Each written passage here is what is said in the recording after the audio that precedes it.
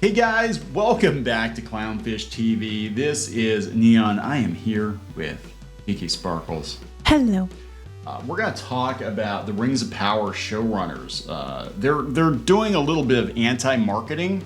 Yes. They're out there saying that you're patently evil if you don't like their show. Apparently, Well, they're like their show, but they're basically like basically your complaints are patently evil. your complaints are patently evil. So we just did a video, just got done recording a video, and I'm not sure which order we're going to run these in, but talking about Billy Eichner being told to shut up, actually by several Hollywood outlets, by other gay people, saying, stop whining about bros bombing. It's not the audience's fault.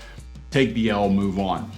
I think the same advice could be applied to the showrunners of the Rings of Power, and we're going to find out just how unqualified they probably were to spearhead a project like this. Apparently, they are failed movie screenwriters. 10 years. They didn't have experience. Yes. They didn't have experience, so they got put in charge of the most expensive television show in history. And during their interview, they talked about how, it was a long process that you had to go through different pitch, like basically you had to go through different rounds, and then they cut and then go to the next round. And part of it sounded like they said they had to pitch their idea of why theirs would be better for the investors and stuff like that. So it's no wonder the investors are getting pissed. Yeah, the investors were probably sold a faulty bill of goods. They were probably told, we're going to do an amazing, because they were looking for the next Game of Thrones, right? Amazon was looking for the next Game of Thrones. They're like, we'll go one better than the Game of Thrones. We'll do Lord of the freaking Rings. Well, how are you going to do that? Because it was already done and we don't really have the rights. Oh, we're going to make it take place during the Second Age. And do you have enough material for that? Yeah, we got about 5 seasons worth of material we can make up. They're claiming that the reason they got it was because they were the ones who respected the material and knew the material the most. So shut up, you racist, patently evil troglodytes. You don't know what you're talking about. If Tolkien were here, like Weekend at Tolkien's, they can just make them make them say whatever they want. Tolkien would like what we did. We said so. We said so. Tolkien would love it. Isn't that right, J.R.R.? Because, he's been... I got a spirit box here, and I've got him on the other end. We got Tolkien and the Ouija board. Oh, yeah, he'd love that. He was Catholic. He'd love the Ouija board, I'm sure. Anyway, let's talk about this. Before we get into it any further, please subscribe for more pop culture news, views, and rants, guys. Over 276,000 subs. Thank you for the support. We do talk about pop culture. We talk about the Lord of the Rings drama. I want to point out, I felt like I had to put this up today. I have no intention of watching this show. I don't even want to hate watch it. I don't even hate the show. I don't even hate I hate the concept. But, I'm saying, I don't care. All of the drama, all of this kind of bullshit coming from people working on the show has completely, totally turned me off to even giving it a chance. I don't care.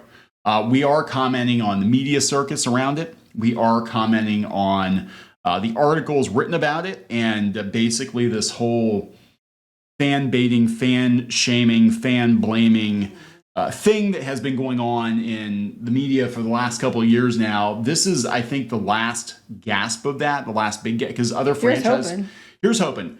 It's going to take a company like Amazon losing $1 billion to learn a very painful lesson, like stop shitting on your audience, and maybe they'll give your show a chance. Even if you make changes to the show, even if you make stuff up whole cloth, if it's good, it's entertaining, they'll give it a chance. But if you right out of the gate start with, you're a bunch of racists and the bigot and the homophobe, and you probably voted for Trump too, and you're stinky. You're stinky socks. You stinky poop face. That's what it sounds like. Yeah, that's literally what sounds. And it's so predictable. It's just so effing tiresome and predictable. When your show's in trouble, when your movie's in trouble, when there's backlash online because your show or your movie just legitimately isn't any good, they all default to racism and homophobia, bigotry, misogyny. Misogyny is one of the most common ones. It can never be our fault. It can never be our fault. It can never be Hollywood just taking the L and being like, you know what? You win some, you lose some. We thought we knew better and we didn't. And I'm sorry we cost the investors $1 billion, because that's what's going on here. Because the investors, that's why they're trying to save it so hard. That Amazon analyst, so he what fell do you asleep. do? You make another season Double down on your bullshit. That sounds about right. But cheaper this time. They're going to film it in the UK. It's not as expensive as New Zealand. It's probably going to look like it was filmed in the UK too. Actually, you know, it'd be hilarious if it was like the BBC, the old BBC shows, where they had like, I don't know how they did, but they used like film footage outside. You watch old episodes of Doctor Who, and it was the same with sitcoms and everything else they did back then. But everything would look really well lit and cinematic outside, and then as soon as they went indoors, it looked like it was shot on video cassette. Like the lighting is completely different. That's what they'll do. It'll be like everything will be all grand, kind of outside, and then they'll go inside and it'll be like, oh, hey, look, it looks like a sitcom now. Meanwhile, inside the Hobbit hole. Yeah. So anyway, so this is these two guys here, Payne and McKay, 42 and 41. Should have known better at that age. Should have known better. This is how they got the gig, guys. This is how they got the gig. They heard from their reps that Rings was coming to TV. Hot damn. McKay says a shiver ran through us. Now's our chance. Oh. Now's our chance, guy. The duo first met in junior high in Northern Virginia and became friends when they joined the same debate team in high school. They sound hopping already. You're a racist. You're a racist. Oh my God, this explains everything. They joined the debate team. They moved to LA and spent years toiling in the screenwriting game without a win. So what, you went to high school, so you've been in LA for all this time, since you were like early 20s, I'm guessing, or 18, and 20 years. Two middle-aged, washed-up, wannabe Hollywood screenwriters who punched up J.J. Abrams' Star Trek movies were put in charge of Lord of the Rings. But here's the thing. These people have worked on all kinds of stuff, but none of it got made. That's the kicker. Okay, so their previous gig was at Bad Robot, where they punched up scripts and developed several projects, such as an abandoned Star Trek movie. We had reached a point. We'd been writing movies for 10 years that should have gotten made, McKay says. Movies where the director was right, the cast was right, the script was right, the title was right, and it was big IP, but it wasn't happening. So, you know, maybe it's not right. Maybe there's a reason why you didn't get made. So we thought maybe we should try this TV thing. It can't be because they're men, because that's only been a recent thing, and you've been there for a lot longer than that. So let me get this straight. Everything you've tried failed in Hollywood. You heard that Lord of the Rings was going to happen. You picked up the phone. We're going to lower ourselves to try this TV thing. Basically, that sounds. 10 years and we couldn't get a movie made. But we got put somehow, we got put in charge of like the biggest TV show. They probably asked for less money. This is going to wind up being a movie someday. How this shit show happened, and these two guys, I can just picture them like, I mean, this is like a classic Hollywood story, a classic of like, you see the reenactment and they're in this like bare bones, dirty office, just sitting there waiting for the phone to ring. It's like, what's that? They're making the Lord of the Rings TV show. Hot damn, let's go down there and razzle dazzle them, guys. And then they break into a music number. It'd be like Bing Crosby. It'd be like Payne and McKay. Lord of the Rings, because they never got phone calls. Yeah, so then they go down to Amazon Studio and they do a musical number and whatever. And it's like, tell you what, we can make the hobbits black. Don't you know, we've got your financial back. Yeah, and if you don't agree, give us some money. You're a bigot hack. You're a bigot. You're a bigot. Don't want to be a bigot. Give us money. Don't want people to think you voted for Trump, do you? We didn't vote for Trump.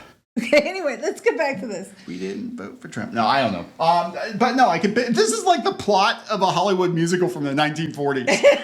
This is literally like starring Bing Crosby. So you're like the producers, you're saying. It's like oh my God, it is the producers. It is. It's not even reversed. Springtime for Sauron. Holy shit, that's what I'm going to call the video. Springtime for Sauron. In Middle Earth. No, it would be earlier than that. It'd be whatever Earth. Okay, so young adult Earth. Go ahead down. I think they look like the type too. They look like brothers. They look older than 40s. But anyway, so they thought the second age was the key. Because nobody knows anything about that except for nerds. So working together on an apartment floor, they concocted a one-sentence pitch. Chronicle the first 5 minutes of Jackson's The Fellowship of the Ring.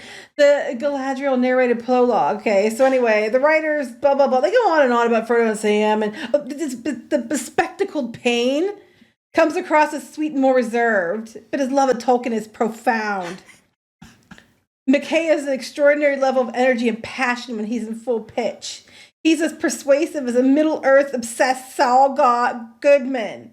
Oh my God, my head hurts. How? But anyway, keep going. How did this get made? They'll tell you. Okay. So they talk about the pitching process, and then they said, what would Tolkien do? Oh my God.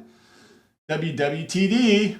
Wait, he almost has spiritual respect for the material and goes straight to wondering, what would Tolkien do? No, he has spiritual respect for the material that, okay, it's like how, you can interpret the Bible different ways. He's got respect for his interpretation, but no one else's, including Tolkien's. Anyway, so they talked about how they had to give us pitches, and they went down, and they went to their second pitch meeting full of confidence. And then we had 7 more pitches. It was like a 6-month presidential campaign trying to sway various executives and stakeholders. At one point, they met with the estate and painted and greeted Simon Tolkien in Elvish.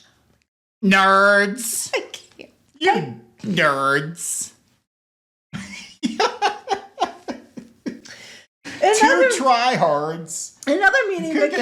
Oh my God. McKay drew a map of Tolkien's world, circled a small portion and told executives, this is everything you've seen in the Lord of the Rings movie, and then started describing other places on the map. There's so much more story to tell. Not untrue, though. That part isn't untrue. That's not untrue, but they basically went in and razzle-dazzled the executives who are too dumb to know. They're not Tolkien scholars. They don't know, and they're just like, so they're basically pitching Tolkien like it's any other IP, like it's, Star Wars, whatever, and it is several levels above. Right? No, they went beyond, because they'll tell you. Oh, okay. Executives interviewed dozens of writers, producers, and directors, including the Russo brothers, who an insider says pitched The Third Age as an Aragorn story. One strong rival was Oscar nominee Anthony McCartan, who had a Shakespearean tale, trying to convince executives to bank on 2 guys with 0 IMDb credits instead of a proven Hollywood hitmaker was no easy task. The people we were up against have resumes on paper that would be more suited to the gig. We were the dark horse candidates. What the actual fuck happened? You had to convince the investors, so the investors are probably really pissed.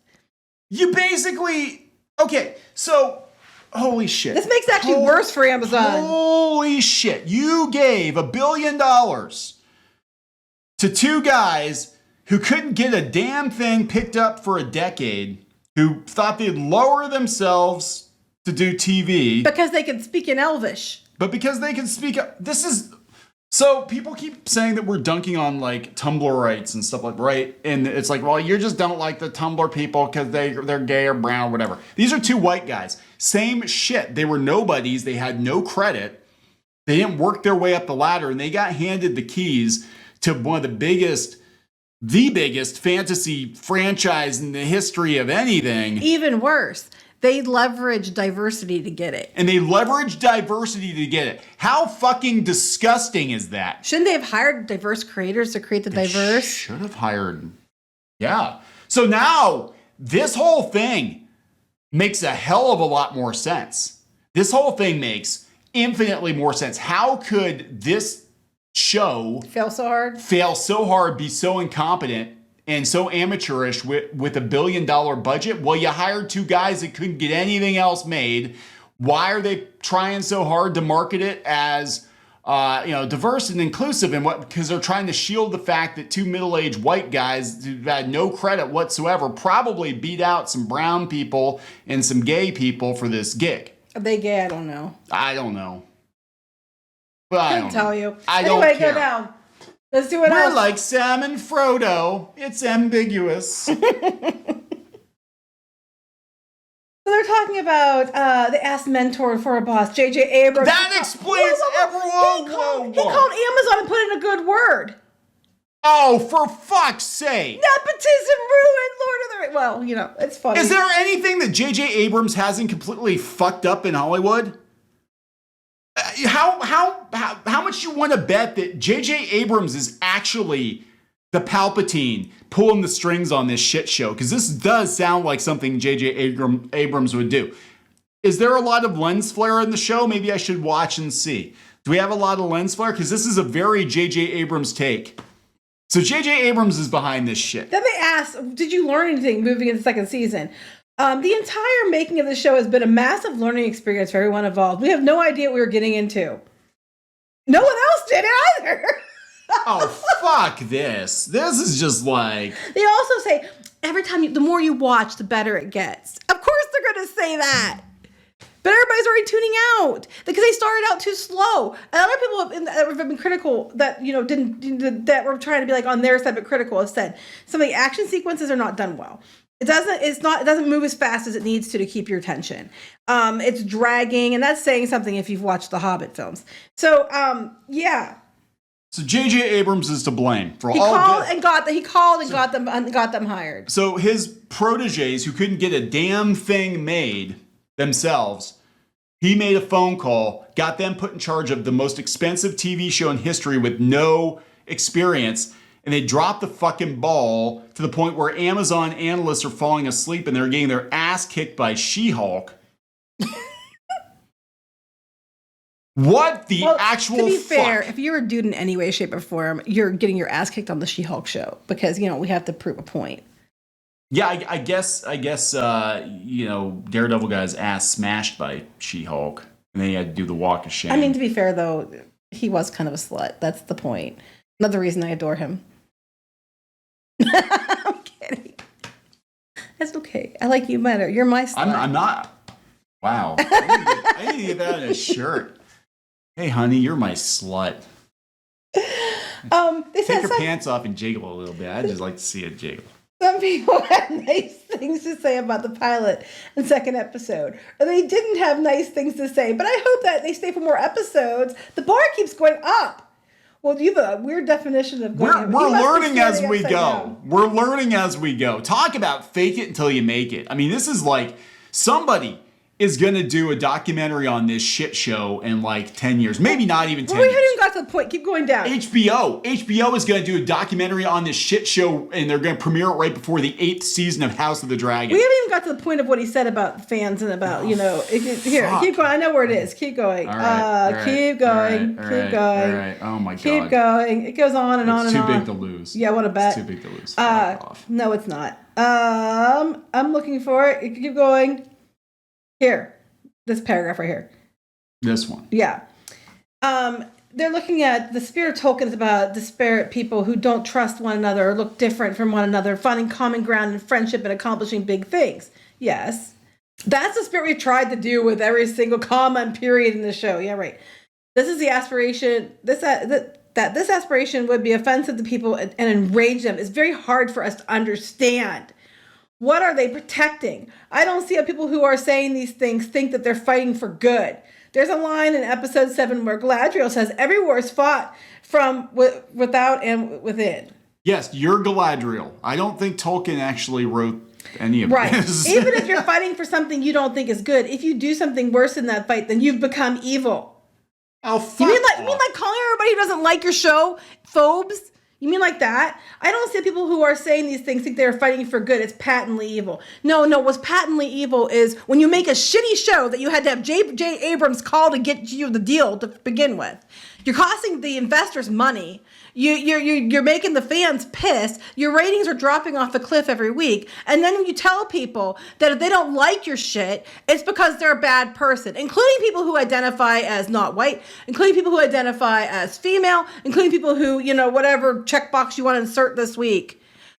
You're telling these people that they have to like it because about identity politics. That is evil. That is bullying, is what that is. And if people are bullying these actors, I say that they shouldn't do that. I don't agree with that in any way, shape, or form. I mean, it's not their actors' fault. These two dipshits couldn't write anything better. Don't do that. Bullying in any form is shit. And that's what this is. You are doing the exact same thing, but you're trying to say yours is righteous bullying. Righteous bullying. Okay, so this is where it takes a turn. After he goes on about the people don't like the brown hobbit on the show, a bunch of evil. Our Galadriel says it's almost Tolkien. In the episode of Our Galadriel that we wrote that has nothing to do with Tolkien, she says, well, yeah, you listen to Galadriel, nerds. She did what she said, honest. Let me go get the Galadriel puppet out. And I'll do. Okay, this is where it kind of goes off the rails because now we're starting to see the cracks in the veneer.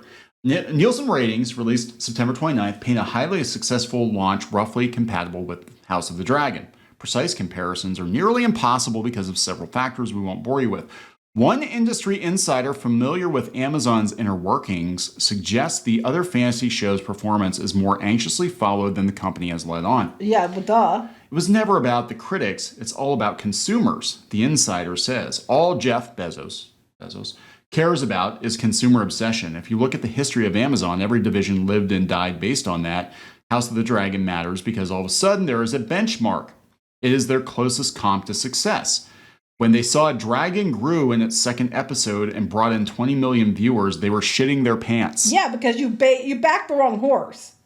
Amazon would not confirm that depiction, but Salk says they're happy with the show's opening and points to the fact that the US ratings are only one slice of the show's impact. We have those bot farms overseas. Lots of people watched mobile devices in India, and they don't even speak English. It's amazing. Mm-hmm. It's amazing. Actually, a lot of people in India do speak. Anyway. You're being, how dare you? How dare I? Phobe. No. Shows performing unbelievably internationally on the islands that you've never heard of. So we've been feeling pretty great. To see the US slice come out is just icing on the cake. We're not going to say it sucks and we're shitting ourselves. We're not going to say that. For Payne and McKay, House of the Dragon is a wearisome topic. They were making rings for years before HBO declared in March that its Thrones prequel was going to debut 2 weeks before their show. Suddenly, the media and fandom world wouldn't stop talking about Dragon versus Rings because, let's face it, everybody loves a fight. Well, that's true. It's different than Captain Marvel and Alita at the same time. Well, it's different in the fact they're both in the same genre. That's true. It dominates the narrative about how it's received, McKay says, but it was not at all part of the narrative and how our show was conceived. Hopefully, we're competing against ourselves. Okay. Galadriel looks I don't really care about this shit. Blah, blah, blah. Okay. It's a long-winded article about these guys, basically going on about how great they are and kissing each other's asses and be like, you're the best. No, you're the best. No, you're the best. Hot damn, our ship has come in. I knew if we just held out another 5 years in Hollywood, this town would love us. Hot damn. Let's do a little musical number there, Danny and Bing. That's how they look like. I cannot believe that they put a show of this importance in the hands of these two doofuses who only got the job because J.J. Abrams made a phone call. And because, probably because they were pushing a diversity angle. They're probably like, well, yeah, you put us in, we're two white guys, but we'll make sure we got some brown hobbits. We have a deal? And everybody doesn't like it. We're going to say they're racist. Oh my God! So this is all. They're Harfoots too. They're not hot. Oh fuck! They're not even fucking Harfoots. It's all made up. It's all made up bullshit. None of it's Tolkien. This is why I'm not watching it because I don't give a shit. Because of my spirit box, Tolkien said. Spirit box Tolkien. And then my spirit. It's like the parquet butter. It's like the parquet butter. Oh, parquet! I don't think they remember that commercial. Parquet. That's how old we are. Parquet butter. I remember parquet butter. I got my parquet butter spirit box and Tolkien said. He would too. We finally got the spirit of J.R.R. Tolkien. Tell us, Lord Tolkien, what do you think of our show? It'll be like all the static and the. He said it sucks. He said it's the best thing ever. It doesn't matter if you actually understand what it's saying, because if you watch these ghost shows, there's like this random noises. Oh, I clearly said, they said, and it's like, what? It's not what they said. Christopher Tolkien wouldn't say anything. He'd just look at these two guys and just put up two middle fingers and just be like, piss off. Anyway, we're going to wrap this up. Yep. Please subscribe for more pop culture news, views, and rants, guys. We'll talk later. Bye.